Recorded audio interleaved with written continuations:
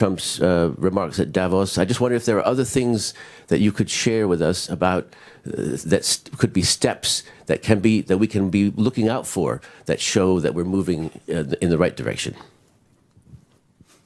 Yeah, I'll say, I mean, this brings up an important point here, which is that I think among all of us, there is hope. I mean, we certainly believe that the clock can be moved back, and there are many actions that can be taken. Our concern is that over the past year, those actions are not being taken. But as you've mentioned, there are many specific things on all the areas that we cover where there could be clear progress. And maybe what I'll do is I'll leave it to colleagues if they want to comment on anything in particular. Well, on climate, the Paris Treaty was created to generate a race to the top. Countries would compete to show they were doing something and elicit the behavior of others. To withdraw from that is exactly in the wrong direction unless people unite in showing us, the U.S., that they can do it without us, which could be a way things might happen this year. It's certainly the wrong way to go from an American perspective.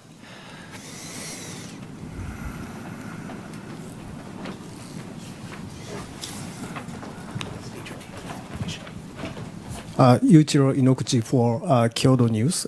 Thank you for doing this. As mentioned in the video, last year's Nobel Peace Prize went to Japanese atomic bomb survivors organization, Nihon Hidankyo. And did you take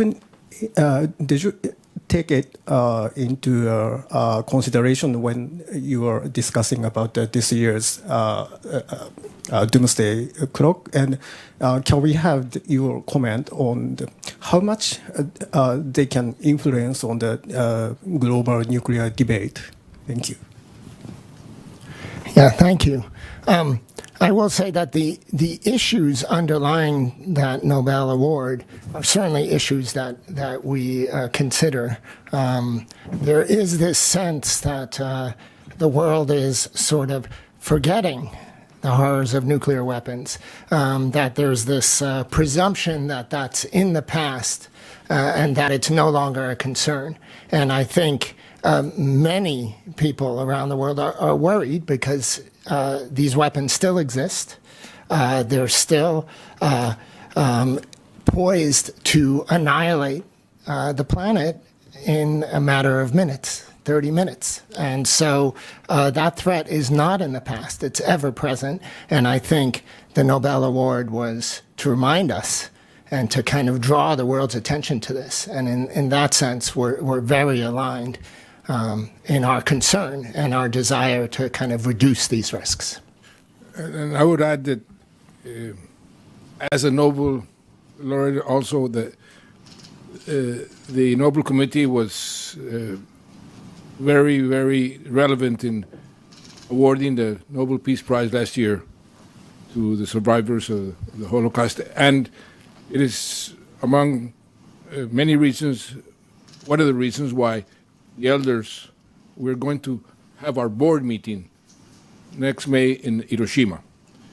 Because, as was said, we want to remind the world that this threat has not diminished, on the contrary, has increased in the last years. Hi, I'm Steve Herman from Voice of America. President Santos, you welcomed President Trump's remark about denuclearization talks. What do you see as the biggest challenge for Donald Trump, Vladimir Putin, and Xi Jinping actually making progress towards some sort of new arms control agreement? Well, the biggest challenge, in my view, is for them to understand that they should sit down and talk. And talk about how the three of them can take decisions to save their own countries and the whole world in a way that President Kennedy, when we were in a crisis, took the phone and called counterpart in Russia, sat down and reached an agreement that, as a matter of fact, turned the clock backwards a few minutes. So I think something of that sort must be initiated right now, and you need to have bold leadership to go, take the phone, call the other leaders, sit down, and agree on something that is almost common sense. Because to continue on this race is counterproductive for everybody.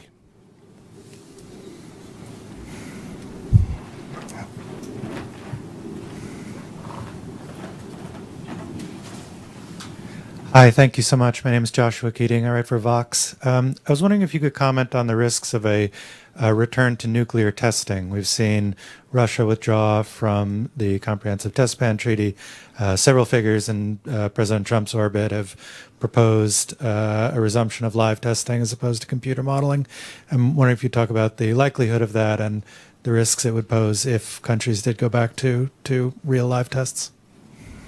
Yeah, thanks. I'll pass that to Manpreet. Yes, thank you, Daniel. And if I may just weigh in with one sentence on the previous question as well. I think Ambassador Santos has said very, very rightly what the challenge will be. To my mind, the challenge will also be perseverance and patience, because these are going to be difficult negotiations. And it's important for the leaders to stay invested in this process over a long period of time. And that's, I think, going to be a challenge given the slightly flitty nature of current times. On the question of nuclear testing, so there's been a chatter that we've heard from all of the major nuclear weapon states about keeping test sites ready and that there could be a process of testing. I think within the US, there are two camps, one which is pro-testing, but the other which tends to believe that if that testing door was opened by the US, other countries are going to follow, and the likelihood of their gaining from that process is going to be much more. So I'm hoping that wisdom will prevail and that we will not open this Pandora's box once again, because if the US was to set the fashion on the nuclear testing street, then there's every likelihood that other nations will also follow suit. So to keep the nuclear order in order, it's important not to go down the path of nuclear testing. Yeah, and I'll add, one of the major accomplishments has been that we have not been testing. And this would be really a step in the wrong direction. And for those that think about these issues, it's exactly, the first step leading towards oblivion is to start to normalize these sorts of weapons. Hi, I'm Jackson Barton with the Washington Post. So the clock has moved forward 1 second. That's a pretty relatively small move compared to past moves. So I'm just wondering, what does that 1 second signify if we're saying this is the highest risk we've been at in history? And have we considered, if the point of the clock is to communicate risk, have we considered other forms of communication, such as a percentage chance of nuclear war? Yeah, thanks. So I think our main message here is we're already the closest we've ever been to midnight, and now the clock is moving forward. So when you're at this precipice, the one thing you don't want to do is take a step forward. And we're saying, given what's happened over the past year, we just haven't seen the sort of progress we need. And in some areas of our concern, things have gotten worse. And therefore, the clock is moving forward. So I think that is our main message. We are now the closest we've ever been to midnight. Additional questions. So we have an additional question from offline. It's regarding disruptive technologies. How do the recently announced advances in Chinese artificial intelligence technologies affect geopolitics? Clock. Herb? I think I'll take that. One thing it indicates is that what many people have assumed, that is that the Americans have a firm and indestructible lead, just isn't true. And anybody who follows technology could have predicted that. That leads in technology, even if you try to hamper other people from catching up, they eventually dissipate, and it goes back and forth. And really, the only way to, quote, stay ahead is to continue to do work and build on your technological strengths. So I think it affects geopolitics in that sense, that the Chinese have demonstrated, assuming you believe their press releases and so on, which isn't always the best thing to do, but assuming that the claims are valid, that it's not a one-sided race anymore, that the United States can lose its lead, and Chinese innovators are smart and determined to make progress. We will learn from the Chinese inventions too, and we will get better as well. And you may see in the days and weeks and months to come that we do remarkable things too. But I think it's we just don't know what's going to happen in the future. It's always dangerous to predict that. There's something quite positive about this development. If, and Herb can add to it, if we would need much less energy for the AI task, which was going to push our limits on energy sources seriously, if this development is correct, because it apparently uses considerably less energy to achieve the same high objectives. Is that right, Herb? That's the claim, and we'll see what the actual data say.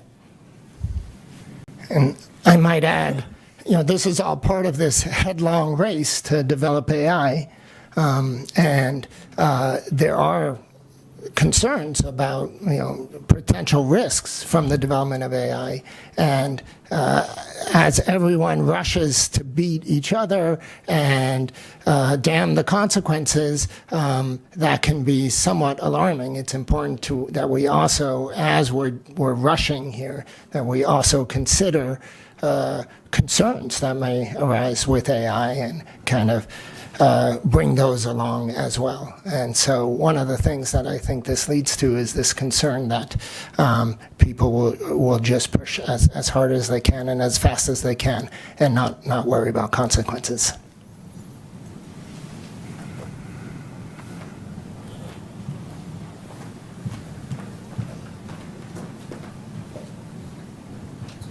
Emily Strasser, freelance. Thank you.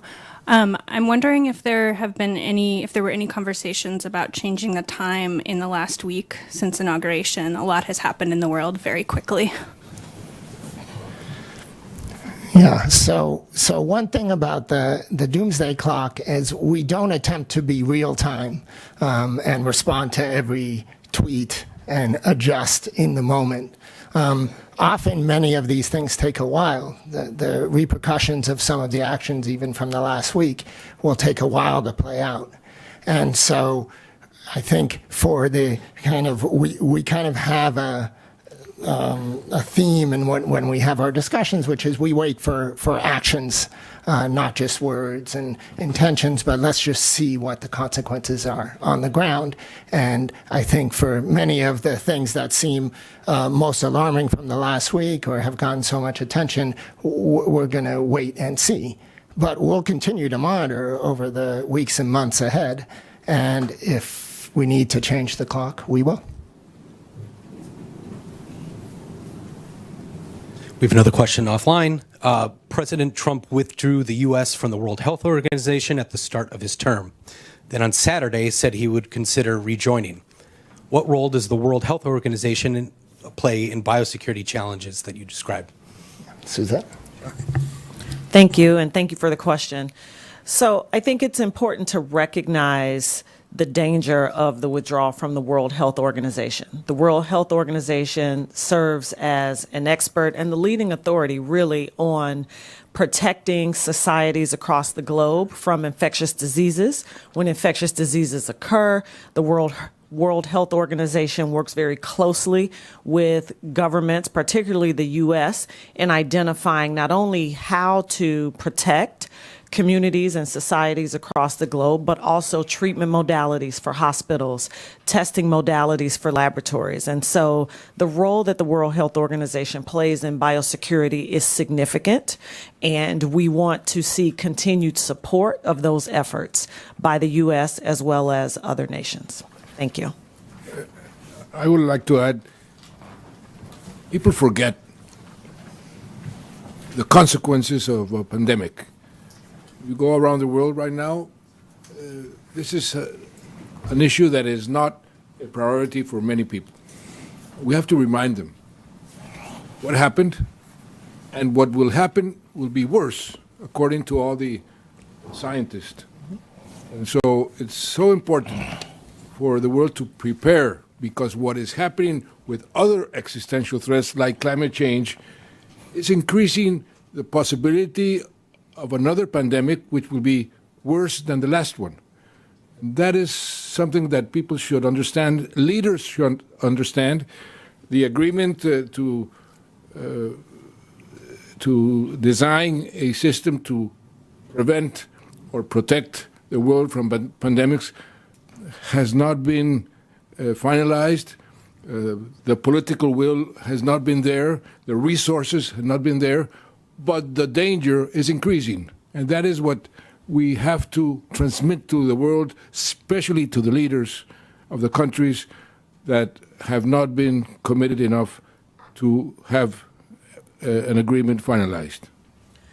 I would agree with that. And I would state that some of those dangers we're seeing already. There are people still suffering from long-term health effects of COVID-19. There are societies still trying to recover socially and economically from COVID-19. And most recently, we are seeing the spread of avian influenza, not just among birds, but jumping now to other mammals as well, with the grave concern that avian influenza could mutate to begin showing characteristics of sustained transmission among humans. And so the dangers that President Santos talks about are very real and extremely concerning at this point. Yeah, and I might add, this is another one of the themes, which is all of these risks, they impact all of us. That's what we mean by existential risks. And the way we address them will require all of us. It's not that one nation unilaterally can solve climate change or can address all pandemics. We really need to work together. And so these sorts of international organizations play a major role in that. And so one of the themes in what we're talking about is that nations need to work together, that leaders need to talk and engage to address these sorts of existential risks.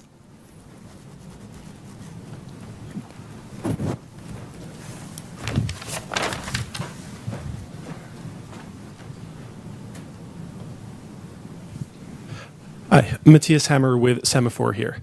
I'm wondering, given the federal funding freeze announced earlier, I guess this week, end of last week, which touches on a number of things, public health, I think some nuclear safety programming has been impacted. I'm wondering, in PEPFAR notably as well, HIV treatment, I'm wondering what kind of knock-on effects you guys would expect this to have, not just for the immediate short-term effects over the next few weeks, but also looking beyond that in terms of the credibility of some of these programs, stability, and the consequences of having these frozen, even just for a few weeks, or indefinitely. I guess we'll have to wait and see.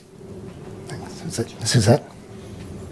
So the first thing I would say is that the sustainability of our public health infrastructure here in the United States often depends on the availability of appropriate amounts of funding in order to continue to execute those public health programs, to continue research efforts that are ongoing. And so the freeze on funding currently, as well as the freeze on our governmental public health agencies' ability to communicate health concerns is gravely concerning. I hate to keep using that terminology, but it is in fact true. And so the danger that we see in the freezing of that funding at this point is that some public health programs could stop altogether, and other public health programs can be significantly impacted negatively because of the ability to not have the sustained funding that they need in order to continue.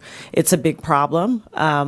What we're seeing right now with, as I mentioned a moment ago, the spread of avian influenza, just the inability of our federal government's public health agency to communicate with laboratories, to communicate with hospitals, and even to communicate with the public in terms of what they can and should be doing to protect themselves, what they should be concerned about, and what actions they should be taking along those lines. It stands to put us in real danger of not only this disease spreading, but seeing a lot more morbidity and mortality as a result.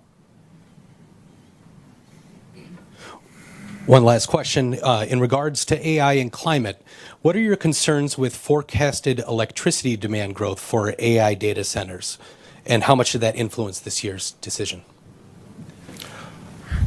Well, I already dealt with that a bit by saying that the news from China may be very positive in this, beneficial in the sense that we'll use the specter of a lot of new energy demand coming from AI and the purchase of dedicated energy sources was haunting us, I would say, to some serious extent for the clock conversation. And a friend of mine once said, we can never be clever enough to invent the ways in which people are going to want energy. And I was reminded of that when AI arrived. And we have to really salute those who make energy use more efficient. And this is an example, the kinds of progress in semiconductor chips that reduce the energy demands of ordinary computing have their analog in what may have just happened. I don't have much to add to that. It's clearly a good thing if computing does take less energy. I mean, there's I think nobody will dispute that. On the other hand, it's not clear that the Chinese AI applications are going to be everything that is claimed for them. You try it out, it turns out that it is still censored, for example. It is after all a Chinese website that you interact with, and it will not tell you things that the Chinese government doesn't want to tell the world.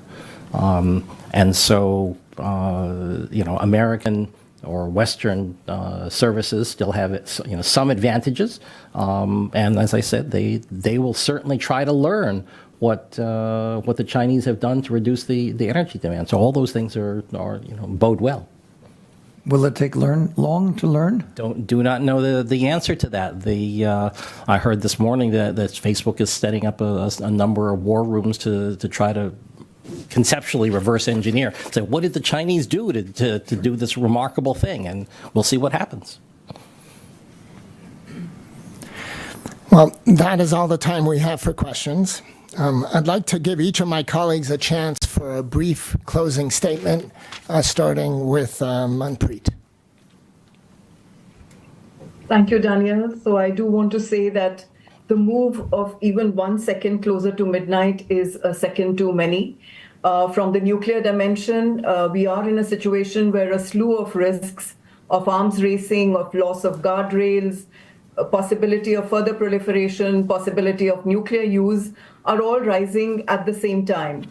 There is a tendency to talk about nuclear weapons as if these are ordinary weapons, only a bit more lethal than conventional. So looking at this picture, and as it intersects with emerging and disruptive technologies, I fear whether we might be sleepwalking into nuclear disaster. I hope the new time on the Doomsday Clock will seize the attention of the leaders and prompt them into taking leadership of a matter that is too dangerous to be left drifting in the waters of reciprocal responses, where nations are not even talking to each other on strategic matters and on stability issues. So the nuclear status quo should be unacceptable to all of us, and I hope the Doomsday Clock new setting will galvanize action on this front. Thank you. Thank you. Well?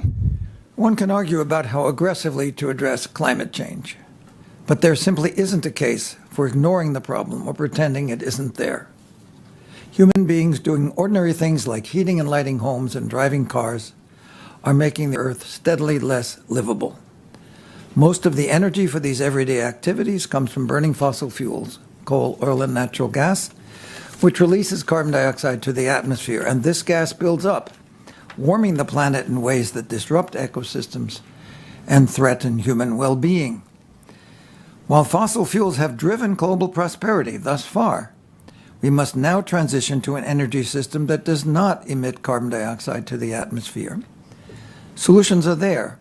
They include using energy more efficiently, like LEDs for lighting that consume a fraction of the energy of incandescent ones, and adopting renewable energy sources. We can also capture carbon dioxide emissions from fossil fuels so that they do not reach the atmosphere.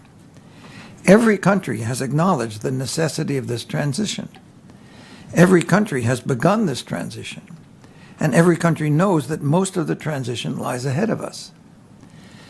The U.S. over the last week has not put its best foot forward.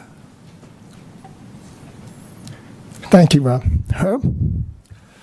Thanks, Daniel. There's a saying, with great power comes great responsibility. You may have heard it in Spider-Man comic books and superhero movies, but it goes back to biblical times. It rings more hollow these days in light of the events of the past few months. For example, once upon a time, the tech companies were avowed champions of of ethical stewardship of the information ecosystem. And now we see them overtly retreating from their obligations and responsibilities to promote the health and viability of that ecosystem. The result is they leave citizens around the world vulnerable to misinformation, AI-driven and otherwise, that will inevitably cheapen public discourse. The resulting erosion in truth, in real science-based information, will threaten our ability to address crises such as nuclear war, climate change, pandemics, and the like. And there's a certain irony in that, visible in that the unchecked spread of AI-enabled falsehoods and half-truths may pose a greater danger than putting AI in charge of nuclear weapons, something which no nation is proposing. The past few months have not put us on a path towards moving the clock back, even as the stakes of our collective future grow higher. Thanks, Herb. President Santos? If we go back to when the bulletin started, 70, 80 years ago, and the people who were concerned about the invention, and say, what would they be thinking today? In a way, they would be happy because there has been no nuclear incident in all this time. And I remember when the clock moved to 90 seconds, one of the scientists told me, it is a miracle that there hasn't been a nuclear incident. Well, I think they would be happy, and that they would be happy that this is happening right now, because we are trying to make people aware of the risk. And I hope, and hope is the last thing you should leave aside, that they would change the attitude. They say, the former British Prime Minister Harold Wilson used to say, in politics, in local or international politics, 1 week is like a century in Switzerland. It could change very fast. And I believe that, and I hope that the international politics will change in order to be able to bring together the leaders, for example, as we mentioned, of Russia, China, and the US. But not only those leaders, the leaders of the whole world, because, as was said here, we live in the same house. The house is a bit of on fire. We have to put the fire down and, on the contrary, build a stronger house for the future. And I hope that we will able to do it, and I hope that in a year's time, the clock will move backwards and not forwards. Thank you, President Santos. Suzette? Thank you, Daniel. Here's a question I'd like you all to consider. If you can't see it, can't hear it, can't taste it, and have no evidence of it, then it must not exist, right? Well, in the case of biological threats, the answer is a resounding no. Whether developed in a laboratory or naturally occurring, disease is disease. When infectious diseases begin to spread, we often don't know what they are, nor how to contain them until the resulting morbidity and mortality are out of control. How would it make you feel to know that rogue actors could employ AI technology to proliferate these diseases even more, or that entire nations have the power to unleash biological weapons within societies due to war or just a menial disagreement? I'm sure you are all terrified at the thought. As nation states around the world and even our own government engage in practices that are sure to encourage rogue behavior and or cripple our ability to curb the spread of infectious diseases, novel or otherwise, we cannot hide our heads in the sand. And this, my friends, is cause for great and grave concern, and that is why it is indeed 89 seconds to midnight. Thank you, Suzette. And thank you to our panel. And thank you to those of you around the world viewing today. And I want to echo President Santos's comment. It is perhaps a miracle that we've made it through the past decades, but hoping for miracles is not a good strategy. And so our message here is there are actions we can take to reduce these risks, and we should be taking those actions. It is a judgment of the Science and Security Board of the Bulletin of the Atomic Scientists that we are at the most dangerous moment in the history of the Doomsday Clock. Our hope for the coming year is that the world commits to turning back the hands of the clock. On behalf of the Bulletin of the Atomic Scientists, I thank you all for your time and your attention. It is 89 seconds to midnight. We are adjourned.